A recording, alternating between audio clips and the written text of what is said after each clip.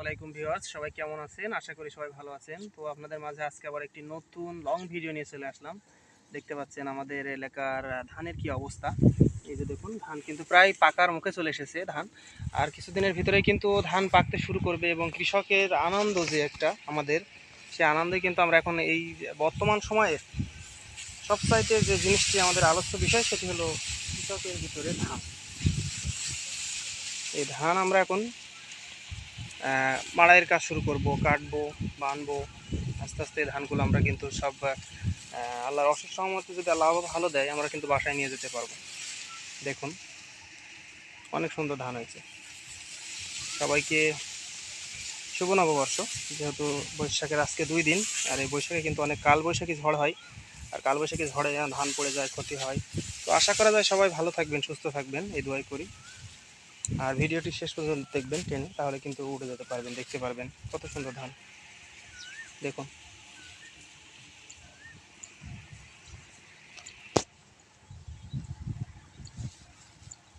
চলুন আপনাদের আজকে আমি দেখাই ঘুরে ঘুরে কীভাবে আপনারা এই ধানগুলো আছে সংগ্রহ করবেন। ওই যে আমার জনে কাজ করছে, দেখতে পাচ্ছেন এই সাইডে, এই সাইডে, এই পাশে ধান আছে, এই পাশে ধান, এই পাশে ধান, এই পাশে ধান। পেছনে কিন্তু মোটর আছে আমাদের, এই যে মোটর দিতে যাচ্ছেন, ওখানে কিন্তু আমরা অনেক পরিমাণের ধান আবাদ করে থাকি। তো আমাদের টোটালি ধান আছে আল্লাহর রহমতে 30-35 বিঘা মতো ধান আছে। যেহেতু আমরা কৃষক, আমাদের কিন্তু ধানই করতে হবে, তাহলে কিন্তু আমরা সবাই মিলেমিশে কাজ করতে পারবো, একসাথে থাকতে পারবো, চলতে পারবো, ফিরতে পারবো। দেখুন, তো আপনাদের সামনে একটি গান পরিবেশন করতেছি, ভালো লাগলে সবাই লাইক কমেন্ট শেয়ার করবেন। কত জানাজার পড়েছি নামাজ, দিয়েছি কত দাফন, কত জানাজার পড়েছি নামাজ, দিয়েছি কত দাফন, কত জানাজার পড়েছি।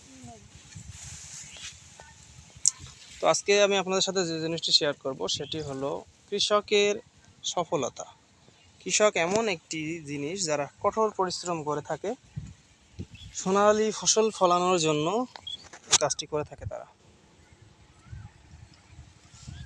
হ্যালো ভিউয়ার্স, সবাই কেমন আছো? আশা করি সবাই ভালো আছো, ভালো থাকবা, সুস্থ থাকবা, সবার জন্য এই দোয়াই করি।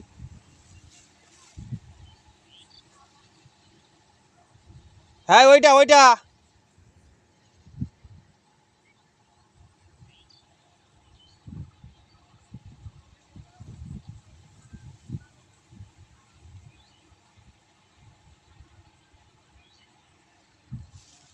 ধন্যবাদ সবাইকে এতক্ষণ আমার সাথে থাকার জন্য।